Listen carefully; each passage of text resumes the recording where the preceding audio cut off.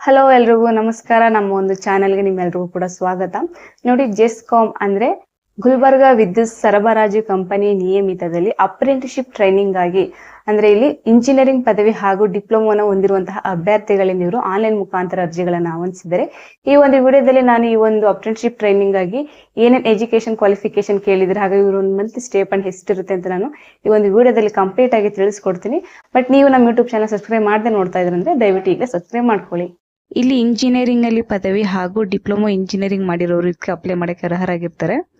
ನಂತರ ಇಲ್ಲಿ ವಿದ್ಯಾರ್ಥಿನ ನೋಡ್ತಾ ಹೋಗೋದಾದ್ರೆ, ನೀವು ಅಂಗೀಕೃತ ವಿಶ್ವವಿದ್ಯಾನಿಲಯದಿಂದ ನೀವು ಇಂಜಿನಿಯರಿಂಗ್ ವಿಷಯದಲ್ಲಿ ನೀವು ಪದವಿಯನ್ನು ಪಡೆದಿರಬೇಕು ಹಾಗೂ ಕರ್ನಾಟಕದ ಪಾಲಿಟೆಕ್ನಿಕ್ ಕಾಲೇಜು ಅಥವಾ ಸಂಸ್ಥೆಯಿಂದ ನೀವು 3 ವರ್ಷಗಳ ಒಂದು ಡಿಪ್ಲೊಮಾ ಕೋರ್ಸ್ ಅನ್ನ ನೀವು ಹೊಂದಿರಬೇಕಾಗಿರುತ್ತೆ.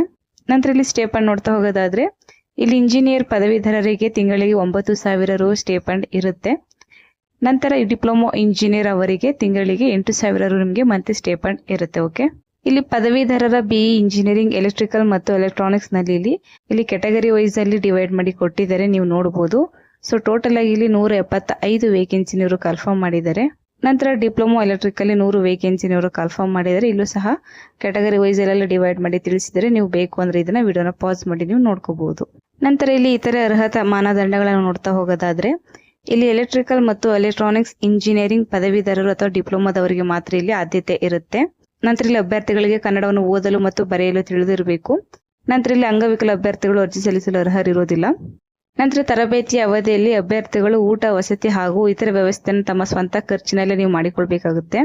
ಇಲ್ಲಿ ಜನವರಿ 2022ನೇ ಇಸವಿಯಲ್ಲಿ BE ಎಲೆಕ್ಟ್ರಿಕಲ್ ಮತ್ತು ಎಲೆಕ್ಟ್ರಾನಿಕ್ಸ್ ಇಂಜಿನಿಯರಿಂಗ್ ಹಾಗೂ ಡಿಪ್ಲೊಮಾ ಎಲೆಕ್ಟ್ರಿಕಲ್ ಇಂಜಿನಿಯರಿಂಗ್ ಅಲ್ಲಿ ಪಾಸ್ ಆಗಿರೋರು ಮಾತ್ರ ನೀವು ಇದಕ್ಕೆ ಅಪ್ಲೈ ಮಾಡಬಹುದು.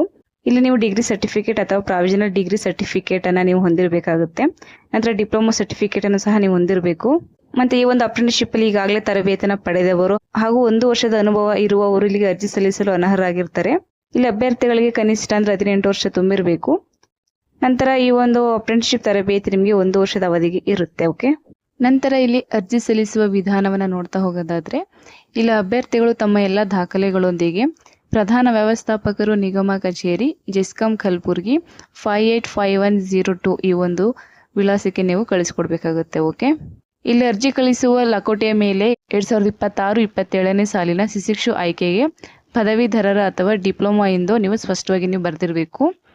ನಂತರ ನೀವು ಅರ್ಜಿಗಳೊಂದಿಗೆ ಏನೇನು ದಾಖಲೆಗಳನ್ನು ನೀವು ಅಟ್ಯಾಚ್ ಮಾಡಿ ಕಳಿಸ್ಬೇಕು ಅಂತ ನಾವು ನೋಡ್ತಾ ಹೋಗೋದಾದ್ರೆ, ಇಲ್ಲಿ ನೀವು ಗೆಜೆಟೆಡ್ ಅಧಿಕಾರಿಗಳಿಂದ ನೀವು ದೃಢೀಕರಿಸಲ್ಪಟ್ಟ SSLC ಅಂಕಪಟ್ಟಿಗಳು ಹಾಗೂ PUC ಅಂಕಪಟ್ಟಿಗಳು ಮತ್ತು ಎಲ್ಲ ಸೆಮಿಸ್ಟರ್ ಪದವಿ ಅಂಕಪಟ್ಟಿಗಳು, ನಂತರ ಸೆಮಿಸ್ಟರ್ ಡಿಪ್ಲೊಮಾ ಅಂಕಪಟ್ಟಿಗಳು, ಡಿಗ್ರಿ ಸರ್ಟಿಫಿಕೇಟ್ ಅಥವಾ ಪ್ರಾವಿಷನಲ್ ಡಿಗ್ರಿ ಸರ್ಟಿಫಿಕೇಟ್ ಅಥವಾ ಡಿಪ್ಲೊಮಾ ಸರ್ಟಿಫಿಕೇಟ್, ಜಾತಿ ಪ್ರಮಾಣ ಪತ್ರ ಹಾಗೂ ಇತ್ತೀಚೆಗೆ ದೃಢೀಕರಿಸಲ್ಪಟ್ಟ ಸರ್ಕಾರಿ ಆಸ್ಪತ್ರೆಯಿಂದ ನೀವು ಮೆಡಿಕಲ್ ಸರ್ಟಿಫಿಕೇಟ್ ಅನ್ನು ಕೂಡ ನೀವು ಲಗತ್ತಿಸಬೇಕಾಗುತ್ತೆ.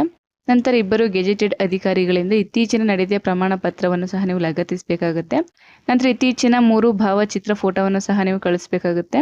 ಈ ಎಲ್ಲ ಒಂದು ಡಾಕ್ಯುಮೆಂಟ್ಗಳನ್ನು ನೀವು ಜೆರಾಕ್ಸ್ ಪ್ರತಿಯನ್ನು ನೀವು ಅವರಿಗೆ ಲಗತ್ತಿಸಬೇಕಾಗುತ್ತೆ. ಓಕೆ, ಇಲ್ಲಿ ಅರ್ಜಿ ಸಲ್ಲಿಸಲು ಕೊನೆಯ ದಿನಾಂಕವನ್ನು ನೋಡ್ತಾ ಹೋಗೋದಾದ್ರೆ, ಇಲ್ಲಿ ದಿನಾಂಕ 18/5/2026ರಿಂದ ದಿನಾಂಕ 5/6/2026ರವರೆಗೆ ಸಾಯಂಕಾಲ 5 ಗಂಟೆ ಒಳಗೆ ನೀವು ನೇರವಾಗಿ ಅಥವಾ ಅಂಚೆಯ ಮೂಲಕ ನೀವು ಇವರ ಒಂದು ಕಚೇರಿಯಾದಂತಹ ಪ್ರಧಾನ ವ್ಯವಸ್ಥಾಪಕರು, ನಿಗಮ ಕಚೇರಿ, ಜೆಸ್ಕಾಂ, ಸ್ಟೇಷನ್ ರೋಡ್, ಕಲಬುರ್ಗಿ 585102 ಇವರಿಗೆ ನೀವು ಕಳಿಸ್ಕೊಡ್ಬೇಕಾಗುತ್ತೆ. ಓಕೆ, ಇಲ್ಲಿ ಪೂರ್ಣವಿರದ ಅಥವಾ ದಾಖಲೆಗಳಿಲ್ಲದ ಅರ್ಜಿಗಳು ಬಂದರೆ ಅದನ್ನು ಇವರು ತಿರಸ್ಕರಿಸ್ತಾರೆ.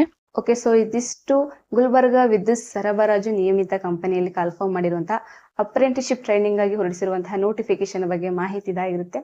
ಸೊ ಇದಕ್ಕೆ ಯಾರೆಲ್ಲ ಇಂಜಿನಿಯರಿಂಗ್ ಪದವಿ ಹಾಗೂ ಡಿಪ್ಲೊಮಾ ಮಾಡಿರ್ತಾರೆ ನೀವೆಲ್ಲರೂ ಸಹ ಇದಕ್ಕೆ ಅಪ್ಲಿಕೇಶನ್ ಹಾಕ್ಬೋದು. ಓಕೆ, ಇಲ್ಲಿ ಲಾಸ್ಟ್ ಡೇಟ್ ಬಂದು 5/6/2026 ಲಾಸ್ಟ್ ಡೇಟ್ ಇರುತ್ತೆ.